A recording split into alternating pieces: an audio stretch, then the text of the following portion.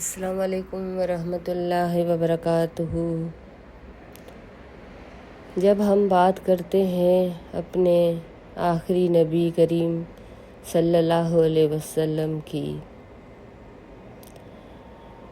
ان کی شان یہ ہے کہ اللہ نے ان کو آخری پیغمبر بنایا، رہتی دنیا تک رحمت للعالمین بنایا، اور ہمارے لیے اللہ نے ہمیں اس امت میں سے اٹھایا جس کو امت الوسط یا امت الخیر کہتے ہیں، جو لوگوں کو خیر کی طرف بلاتی ہے، برائیوں سے بچاتی ہے۔ تو کبھی آپ نے اس بات پہ غور کیا کہ اس نبی کریم صلی اللہ علیہ وسلم کی اللہ نے اپنے قرآن میں کس کس جگہ پہ تعریف کی ہے، ثنا کی ہے؟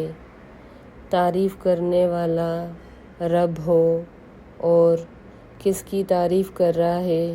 اپنے پیغمبر محمد علیہ الصلاۃ والسلام کی۔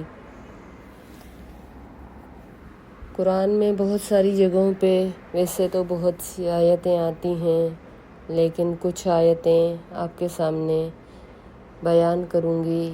رسول اللہ صلی اللہ علیہ وسلم کو اللہ نے کس قدر حکمت، فہم و فراست کی خوبیوں سے نوازا کہ قرآن میں آتا ہے ما ضل صاحبکم وما غویٰ، کہ اے مکے والو، تم سمجھتے ہو کہ یہ تمہارا ساتھی وحی کی باتیں بیان کر رہا ہے، تمہیں اس بات پر یقین نہیں آ رہا؟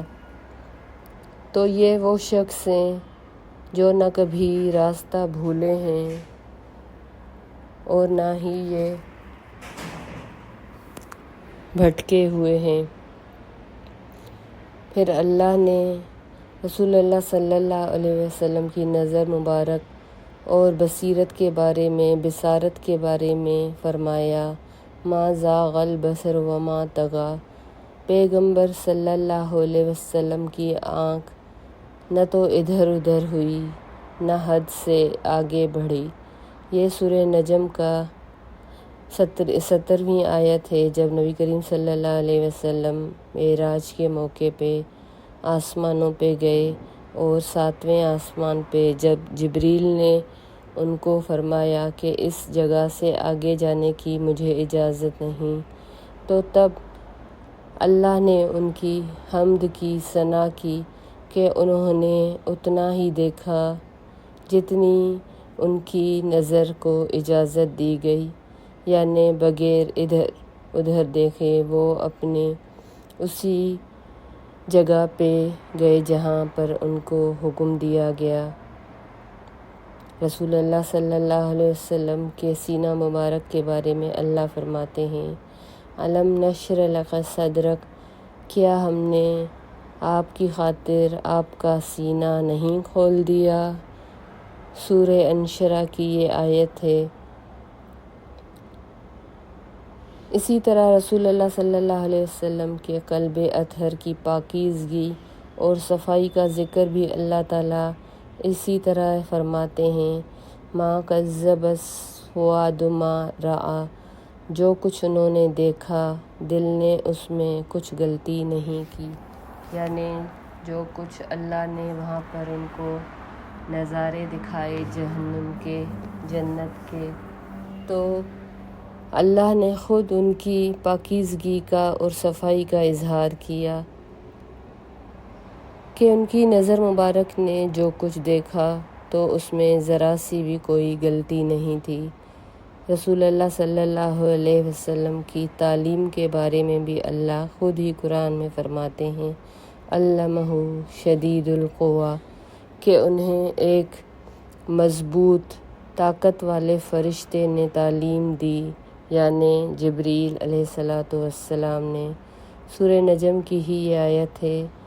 اور اس کے علاوہ رسول اللہ صلی اللہ علیہ وسلم کی سچائی کی گواہی قرآن مجید اس انداز میں دیتا ہے وما ینطق عن الہویٰ، کہ وہ کچھ بھی اپنی خواہش کے ساتھ نہیں بولتے، وہ صرف اور صرف اللہ کے حکم سے ہی کوئی بھی بات زبان سے نکالتے ہیں، یعنی ان کی سچائی کی دلیل ہے۔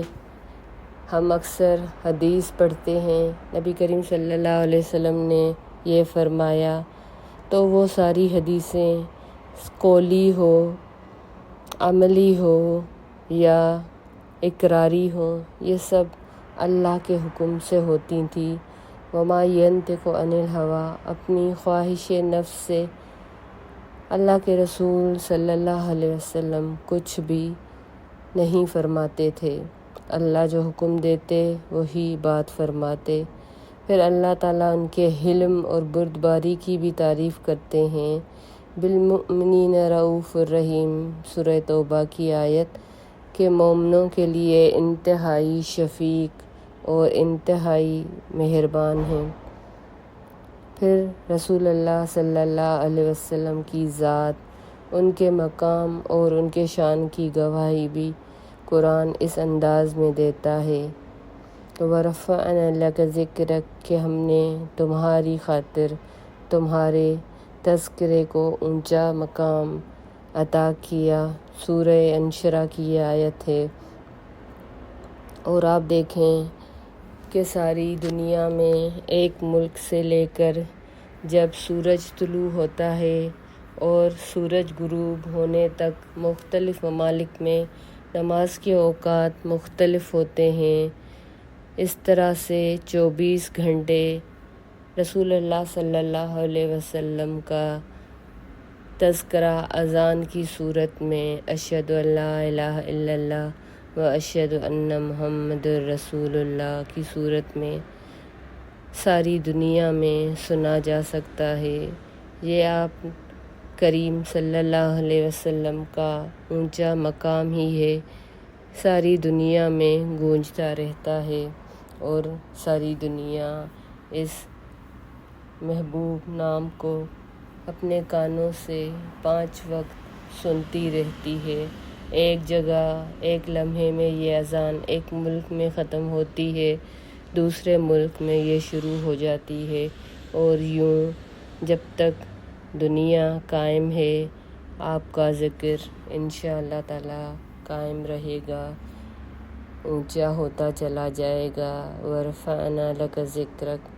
السلام علیکم ورحمۃ اللہ وبرکاتہ۔